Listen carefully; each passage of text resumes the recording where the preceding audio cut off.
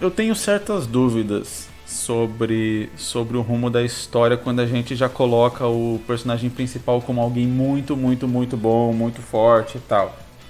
É aquele negócio que eu falo sobre, né? A gente tem que meio que temer um pouco pelo protagonista, tem que. E o protagonista também ele tem que ter alguns defeitos pra gente poder se identificar com ele, né? Quanto mais fodão ele é, principalmente logo de cara na história, mais a gente pode ficar meio assim e tal, a história parecer não ter um desafio muito grande. Nesse caso aqui, dá pra trabalhar, eu acredito que de duas formas, a história. Uma acompanhando 100% o Tashiro Nakama como. Fica muito estranho falar Tashiro Nakama, né? Parece Tashiro na cama, Tashiro na cadeira, Tashiro no banquinho, enfim, Nakama. Até é engraçado, né? Porque, né? Nakama é companheiro, então Tashiro Nakama. Tashiro companheiro, chama ele assim. Trabalhar ele como um protagonista mesmo, e aí nesse sentido a gente teria que colocar talvez alguns defeitos de personalidade nele para que ele tenha a jornada de corrigir esses defeitos e se tornar uma pessoa melhor. Então, tipo assim, tem vários pilotos lá, os Asas Negras, eles são bons, mas eles não seguem estratégia, eles são, sei lá, desordenados, enfim, eles são bons separados, só que sem estratégia eles vão acabar morrendo. Aí vem o Tashiro Nakama, Tashiro companheiro.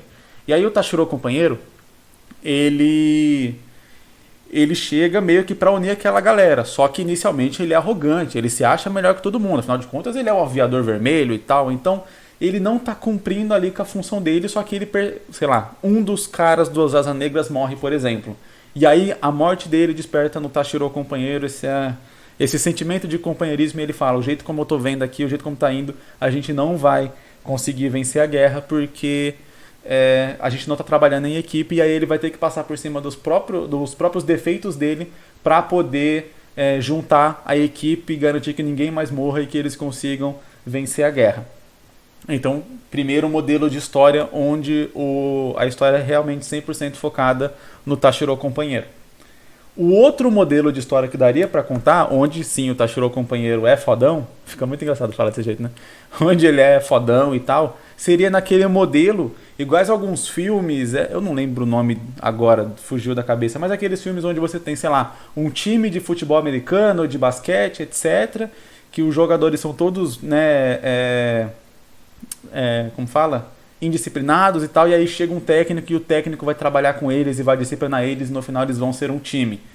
Então seria um modelo mais assim. Então o Tashiro companheiro viria e o foco não seria tanto em desenvolver o Tashiro, seria em desenvolver a equipe Asas Negras. Aí eu mudaria o nome de Aviador Vermelho para Asas Negras. Inclusive é um título muito maneiro, Asas Negras. Muito, muito, muito maneiro mesmo, eu prefiro particularmente o título Asas Negras. E aí seria focar realmente neles como um time. Então você desenvolve menos o Tashiro companheiro e desenvolve mais cada membro dos Asas Negras e cada problema que ele tem, cada coisa que eles têm na vida deles que impedem eles de trabalhar como uma equipe e como o Tashiro vai lidar com isso para fazer esses caras se juntarem. O que eu posso dizer sobre esses dois modelos de história? Eu acredito que o segundo modelo, ele toca mais o leitor. Na minha opinião, ele é um modelo que faria o leitor entrar mais dentro da história, seria mais emocionante. Porém, eu acredito que ele é mais difícil de ser trabalhado. Por que ele é mais difícil? Porque a gente tem, sei lá, são 7 aviadores, então a gente tem 7 personagens para desenvolver ao invés de um. Então a gente precisa de mais páginas, a gente precisa de mais pensamento e a gente teria dificuldade de fazer... Como que o Tashiro vai juntar essa galera? Sabe? Isso tem que ser feito de uma maneira muito orgânica, muito bem feita e realmente muito bem pensada para que o leitor entenda que só o Tashiro poderia juntar aquela galera e que aquela galera não precisa dele para ser juntada. Se não fosse ele, eles continuariam daquele jeito, sabe?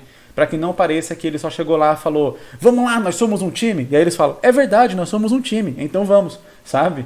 Que seja realmente um negócio, um trabalho ali para ser feito ao longo da história. Já no outro modelo, sim, é uma história interessante também, não quero falar, tipo, o primeiro modelo onde você desenvolve só o Tashiro companheiro é mais chato, é mais fraco. Não, ele dá pra fazer uma história muito legal, é tão legal quanto.